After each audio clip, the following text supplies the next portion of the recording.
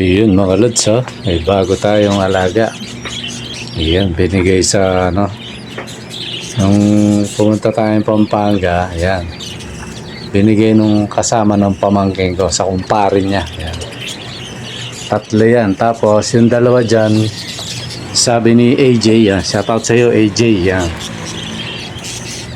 Kasama nung pamangkin ko, ano yan, binigay sa atin, nabanggit ko kasi. Ang hinahabol ko yung sa isang pamangkin ko. Kaso na alis na niya.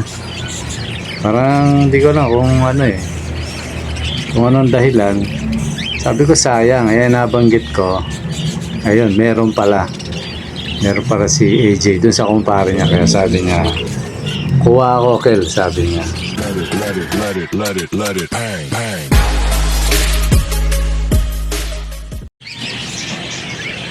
Magandang araw mga lods. Ayan, dito tayo ngayon sa ating ibunan. Ayan. Balik Quezon City muna tayo mga lods. Ayan. Namiss nating masyado yung ating mga alaga mga lods. Kaya ano muna, dito muna tayo sa ating ibunan. Kasi may mga video pa ako na shoot doon. Yung kumukuha ang kamatis. Pero dito muna tayo mga lods. Ayan mga lods. Yung yung mga nagtatanong sa akin na ano ba itsura ng aking aviary, ipapakita ko yan mga lods. Ayan.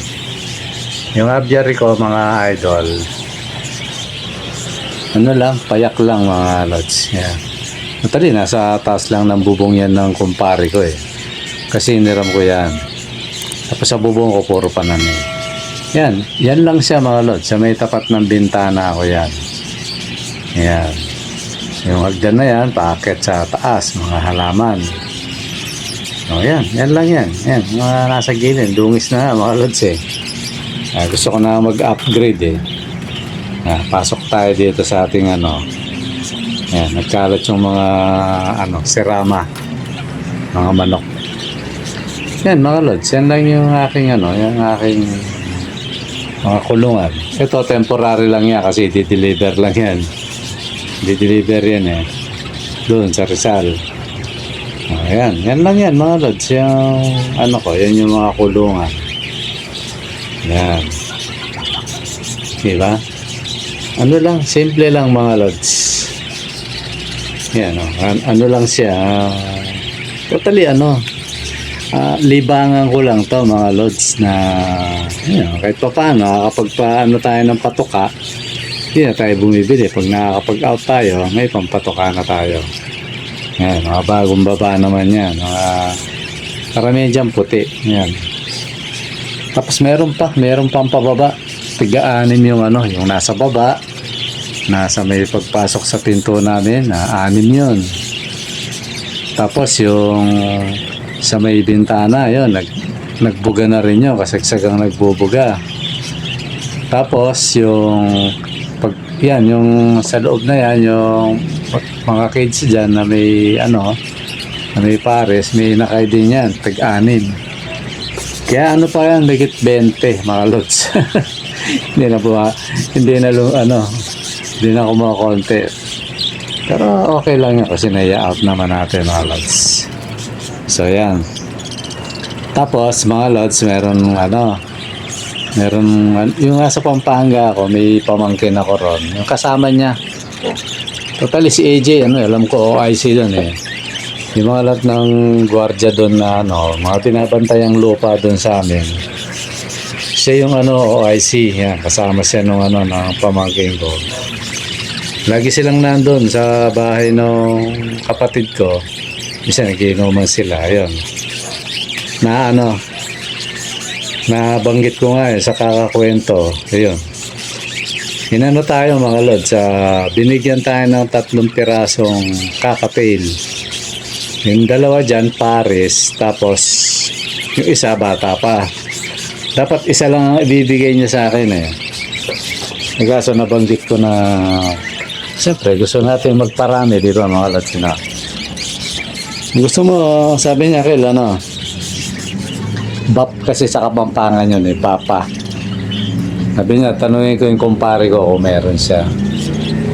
Ayun, di tinanong. Nabanggit nga, taga rito tayo. Siyempre, yun. Pinagkalooban tayo mga lods, isang pares. Sabi nga ni AJ, kahit ano lang yun kasi minsan nagiinuman sila doon. Bigyan mo lang ng ano yun, Phil, sabi niya. Pero ako naman, siyempre, naintindihan ko yun kasi siyempre, ano lang, hindi naman niya pinapabayad. Parang ano lang, katuwaan lang. Ayun, nagpakuha ako. Kaso binalik din yung bayad, mga lods. Okay na daw yung kalahati. Hindi ko na banggitin kung ano yun, ano. Sabi ko, bahala ka. Yun, binalik niya. Para daw pinapabayad. Kumbaga, parang binayaran ko rin. Binalik niya yung ano, ginigas niya. Siyempre, inano natin para hindi na magkahiyaan. Kaya sabi ko, yung tumawag yung ano, yung kapatid ko si Alma. Shout out sa'yo. Yung kapatid ko mabait. Tsaka yung bayo kong mabait yan. Pamangkin kong mabait yan. Shout out sa inyo dyan. Sa linggo akong nagano doon. Nag-stay sa Hotel Transylvania. Solo ko yung kwarto, mga lods.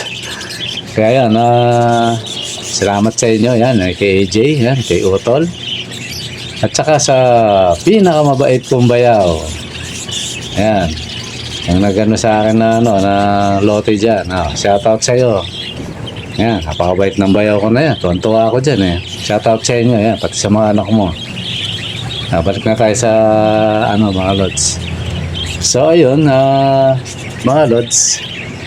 Binigyan tayo ng ano, ng kakatail. Kaya yan. Sana maparami na natin. Ano? Naparami na natin yan. Kaya pag naparami natin yan, mga lods, nako, napakagandang parapol niyan, mga lods, ano? Lalo na kung naging kasindami niya sila niyan, no? Pararapol natin yan. Masabat ko nga pala, speaking of raffle, mga lods, tinignan ko kung sino yung ano, yung humabol. Parang ano parang sila pa rin Kaya ano yan, eto mga lods sa mga gustong humabol pa, sige ganito. Yung mga nanonood dito, mag-subscribe kayo, tapos mag-comment kayo na mag-comment. Panoorin nyo, siyempre. Kasi makikita ko yung kung pinanood nyo o hindi. Panoorin nyo, tapos comment kayo. So yun ang ano, yun yung pinaka ano niya, yung pinaka-task natin. Kasi irarapol ko na to. Siguro mga bandang ano to. Bandang Biyernes. Yan. Tapos linggo nyo kunin. Di ba? Pero kung ano, bagay kasi i-upload ko yung Biyernes Di ba, no? So linggo nyo talaga makuha. Kasi Sabado hindi ako pwede, mga lods. May obligasyon tayo pag Sabado. Kaya yan, mga lods, siguro Biyernes i-raffle na natin to. Basta sa mga ganyan, Biyernes o Sabado, i-raffle natin to. Tapos, ano yun, na linggo nyo makukuha para walang conflict. Yan, linggo ng umaga o hapon, pwede yan. Mag-chat muna kayo kung pupunta kayo, baka mga bigla kayong ano. Ang usapan, puntahan nyo rito yung ibon. Kayo ang kukuha. Diba, no? Ngayon, kung sobrang layo nyo, sagot nyo, pamasahe mga lods. Diba, no? Kasi libre lang naman yun, pre-raffle. Mura lang naman yan, yung pamasahe. Wag lang sobrang layo yung lugar nyo. So, yun, mga lods, kaya ano na kayo. Tapos pala, ang palugit lang, 1 linggo. Ilang araw ang 1 linggo? 7. Ayan, diba, no? Hindi natin isasali yung linggo ay yung, di ba, na-raffle. Basta start ng bilang ko Lunes. Bumilang kayo ng 7 araw mula Lunes, yan. Tama-tama, 1 linggo yun. Para kuhanin nyo yung kung sino man ang mananalo. Yan. Naalala ko pala. Biyernes na yan, mga lods. Iraraffle na natin, di ba? Medyo na-delay nga kasi may ginawa tayo sa Pampanga. Although hindi pa tapos, babalik pa tayo doon, mga lods. Kaya yan, mga lods, sali na kayo. Tapos sa susunod, magpaparapol tayo ng yung may bayad na. Ayan. May mga solid. O, paano usapan? 3 pares, pag pumunta, magiging 4 na pares, mga lods. Ayan. Okay, mga lods, balik tayo. Ayan, yung kakatel natin, no? Ayan, ang bago nating alaga. Ayan, yung breeder dyan, yung walang chick spot. Ayan, o, yung nakakapit. Tapos yung kak, ito, yung may chick spot. Yan yung ano, sana maparami natin. Ang binigay sa akin to, natuwa ako. Kumbaga, bagat may konting ano, siyempre, hindi naman araw-araw masaya eh. Hindi naman araw-araw, Pasko, diba mga lods, ano? Yung Pasko yung Pasko ng Katoliko, kasi may Pasko araw-araw eh. Kumbaga, ibig sabihin, hindi naman araw lagi kang masaya, diba no? Ayun, mula Lunes, sabi nga, Tontua si Buongiorno. Kaso pagsapit ng Biyernes ay Huwebes pala. Tama, Huwebes ba? Biyernes. Biyernes. Ayun. Nagka-wengkong. Pero okay lang kasi ganun talaga naman Hindi naman laging kasi hindi rin maganda kasi yung laging masaya. Di ba, no?